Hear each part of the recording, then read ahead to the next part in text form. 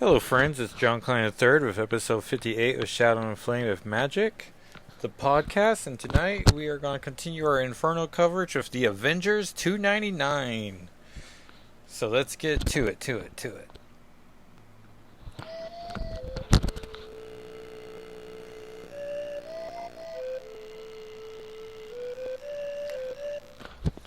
And once again, thank you, Francisco, for providing the theme song. Appreciate it and you. And I'm also appreciative to a friend of the show, Greg, for letting me know about episode 47 being a duplicate of 48. Got it fixed on Spotify and Apple. So it took some time and some triple checking because it wasn't fixed on my phone for the longest time. But I think that's because it was a holdover from how I was listening to it. But then checked various computers. So in a month when I look back and see like the spike in 47, I'm going to be like, wow, people really like that Ninja Turtle coverage. But it was probably just a bunch of me trying to get it started. But that'd be fun to see what the numbers are on for that episode. So this is Avengers 299. Would it cost you $1 or 125 cans? And in the corner box is the Captain, Reed Richards, and Sue Richards. And the top right corner has Inferno Continues. And then we see the Captain knocked out on Orphan Maker's shoulder. Reed is being shocked by the other robot, which seems suspicious as Nanny only usually has the one robot companion. And he's spitting hot fire on Sue, who has a force field, but we don't see the force field. You just see the effect that she has a force field around her, and that's a great touch. Mr. Fantastic, Invisible Woman, and the Captain, all trademarked, though I don't know how they trademarked the Captain, but probably had to put the Marvel as the Captain on it now. Versus the Orphan Maker. Stanley presents The Mighty Avengers, I Heart New York, Times Square, New York City. Each year, its streets and sidewalks are flooded with tourists. They take pictures, spend money, block traffic, and gawk at the sights. Today's an especially good day for gawking. And this comic came out in January 1989. Big movie year, 89. Writer Walt Simonson, which is fun that he's the writer of this book, so he has some Inferno inside information.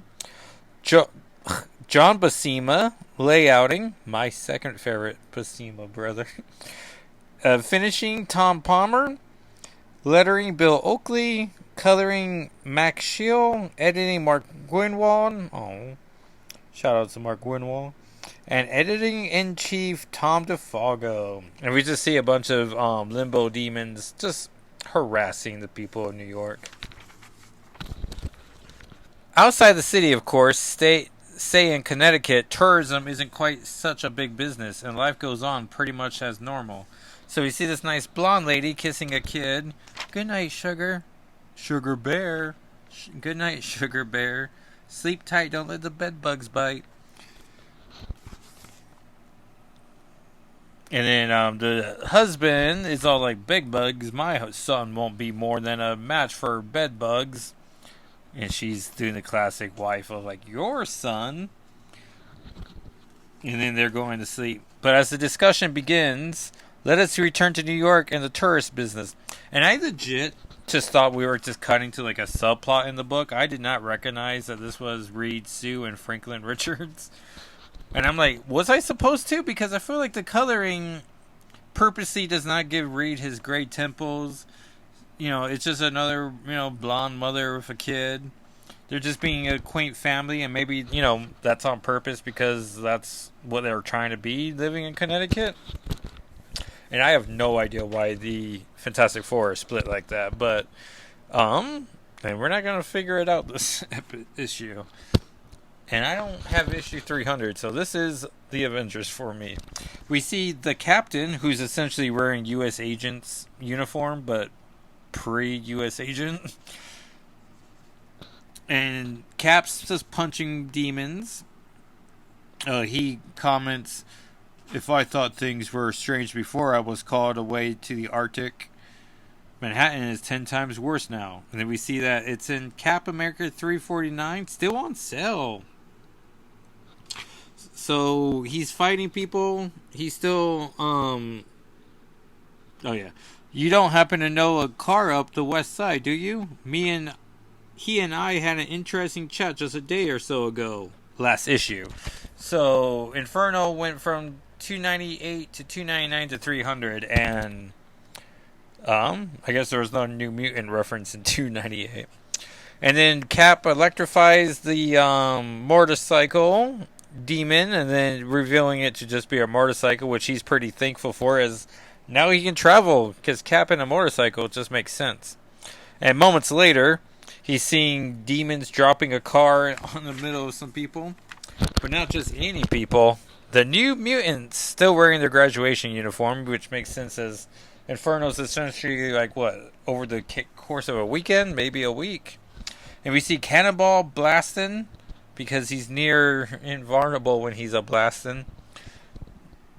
And it's a lot of red on this page. Like, Wolfbane gets some brown, but it's clearly like a brownish red.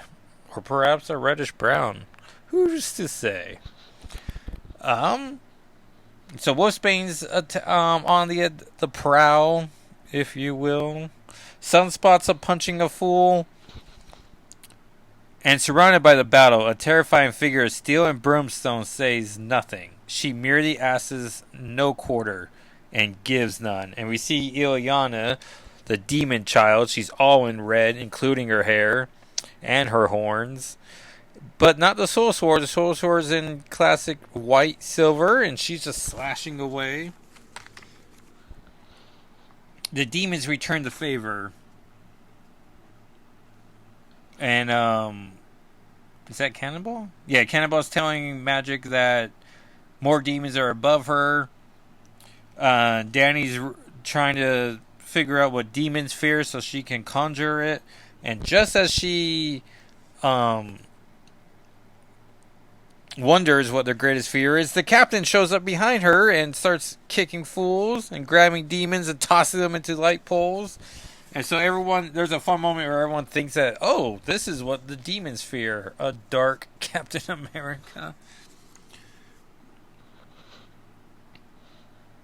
And he doesn't recognize all the young heroes, but who are they? There's so many superheroes around, I can't even keep them straight anymore. Because they're clearly not doing recruiting drives as much as they used to. And Sunspot says, Magic, stop it. They're all out already. And who is that? I thought he was one of Danny's creations, but... And everyone's just like, they're like, you look like Captain America. And for whatever reason, Steve Rogers has chosen to keep his identity secret. So he's like, yeah, Captain... Like, you can call me the Captain. You might say that the Captain America and I are old friends, but I don't recognize you all. And Cannonball's, nervous. Especially as probably the last time he saw Captain America was when Magneto was fighting them right before they went to the Massachusetts account, which must have been not that long ago from this issue. And so Sam gives a handy backstory. That much we can tell you. It's demons from a place called Limbo. There's a lot of them led by a right mean mother named of Sim. Which seems like not the way he would talk to Cap, but clearly it is. He just did it. He's fixing to invade Earth, starting with I don't know what accent I'm doing. It's clearly not a Kentucky accent. Kentuckian accent? Yeah, that's it. With New York and spreading out. There's another one. See, if it was Claremont writing, he would have all these like southern words that could get into character. There's another one called Nasir with pretty much the same idea. And they've been trying to make some sort of nasty magic using babies. We're just getting a taste of their shock troops in Times Square. And so they're going to keep trying to fight. And then Cap has an idea. He knows where he might get some backup. And drives off. And that concludes the New Mutant portion, so we'll breeze through the rest of it because we're only on page 11 now. And while the New Mutants watch the Captain ride off into the burning city. See the New Mutants 71 for more of their Inferno adventures. Far away in the rugged mountains of northern Greece, hidden away from the prying eyes of man, the ancient city of Olympia, home of the mysterious Eternals, sit in silence. Few Eternals still live within that gleaming metropolis. The streets are silent, the house is empty, and there remains the occasional disturber of the peace. And we see Sprite 1, as when Kitty Pryde had taken the Sprite name at one point, she was known as Sprite 2. And if you're a newer fan, you'd be like, well, who's Sprite 1? And it's Eterno. Or it's Sprite of Eternals, who was a lady in the Eternals movie, which I should watch again because I only saw the one time, and I feel like, I don't know, maybe I was checked out at the time or something. I don't know. I clearly just wasn't in the right headspace for it. And I don't really have much. And Sprite's talking to a gentleman who I cannot remember. And shortly, they name check the lady leader of them.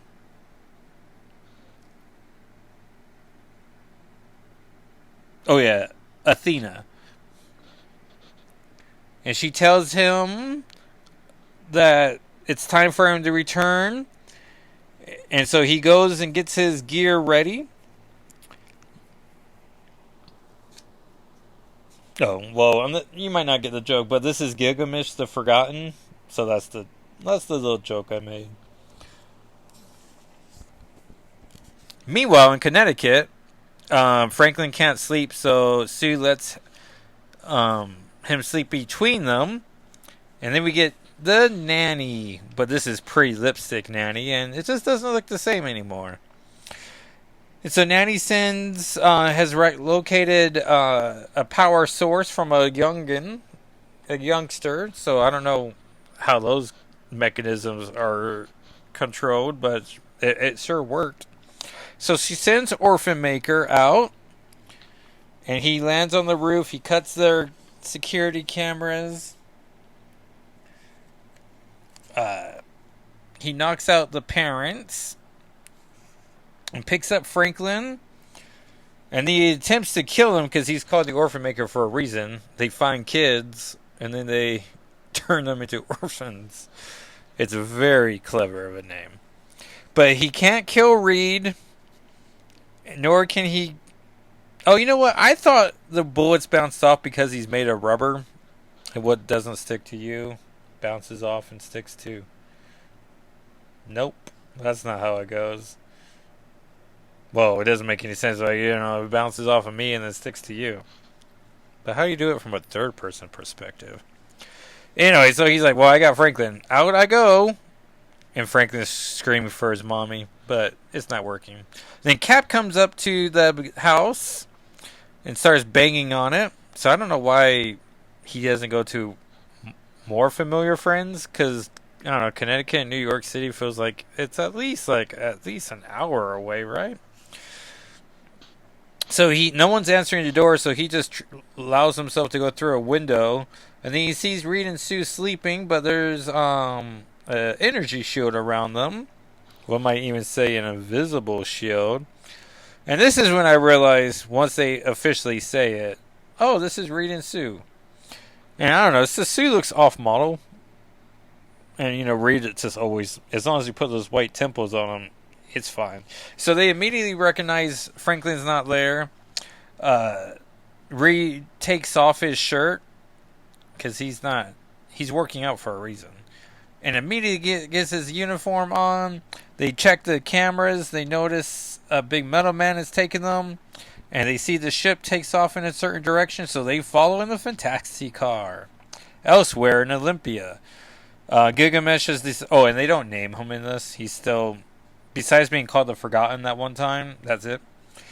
And he got his armor on, but he's choosing not to take any weapons as he's so out of practice he will just be slowed down by weapons. And above New York City, the nannies...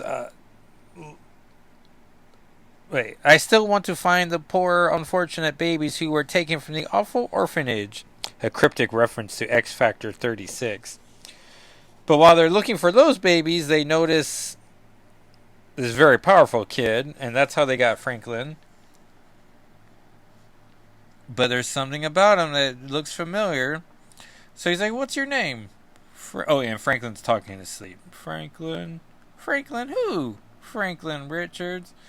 And Nanny immediately goes, "Oh no! And your mommy and daddy's names? Susan and Reed." And I just love how Susan gets the top billing of all these. So Nanny naturally confronts Orphanmaker about, "You didn't kill him." He's like, "Well, I tried." But trying gets you nowhere except for electrocuted. And so now Nanny needs to escape because they got baby Richards. They're not going to stop anytime soon. And shortly, the Fantastic car, they catch up. But this is a like a row car. Like, it doesn't have the two side cars. It's just the two middle pieces. So I don't know if they purposely didn't attach the fourth piece. Well, I guess Johnny usually flies along with them. So maybe they... Which I always thought was not fair, because what if he gets tired? Like, where does he sit then? Anyways. So Reed reverses the polarity and drops Nanny's ship in the park. Cap jumps out. He starts fighting Orphanmaker, looking for weak points, but Orphanmaker is essentially fighting Iron Man.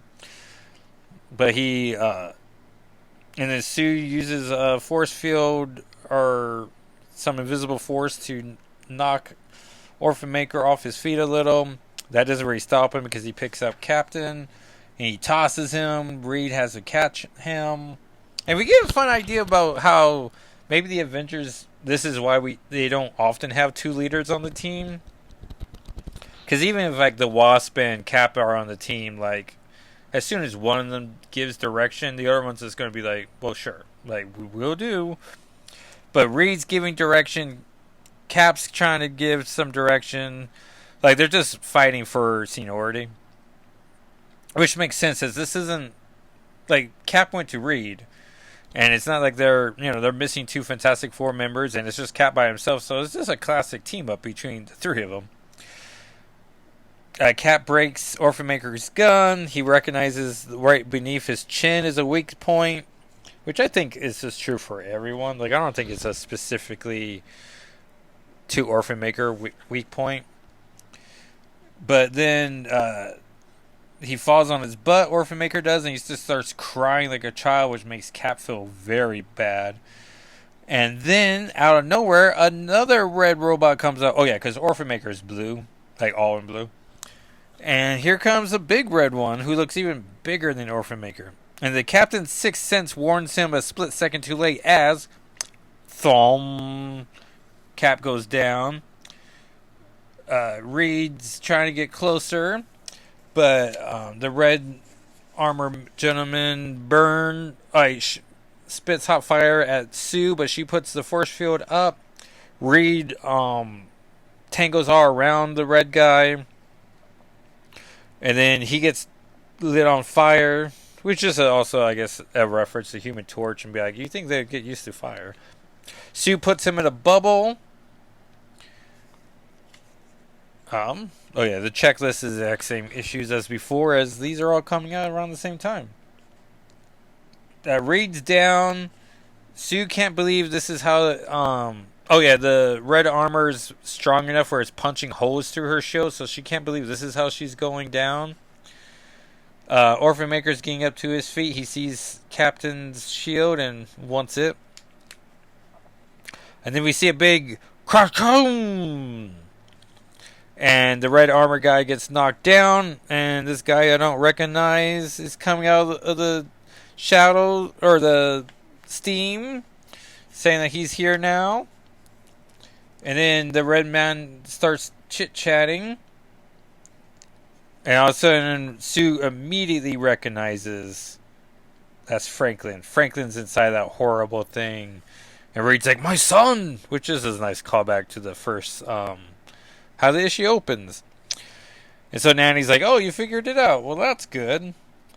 What's so tricky about it? All you have to do is die. Ring around the rosies.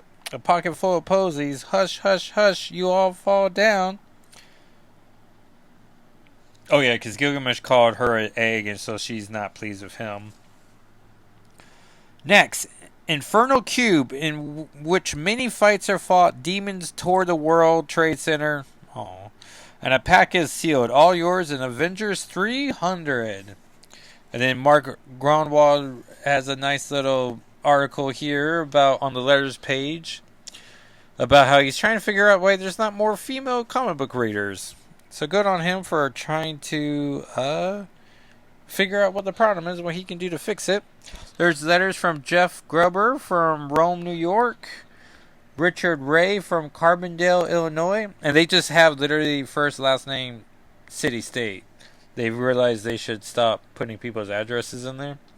And then Netherland Natilius Avnox, PhD, professor, Colorado State University Center for Deep Ocean Research, from Fort Collins, Colorado. Oh, and we find Gregory Wright's the managing editor. And that, everyone, is Avengers 299. And now I'm tempted to walk over here and look at the rest of my Inferno comics and see if we do have Avengers 300, but I'm pretty sure we don't. So next episode is Power Pack 42. Yeah. Which I would have done next year for my 42 comics, but we're doing it now, so that's one less comic. I don't know, I think I got like a couple 41 comics I still want to do.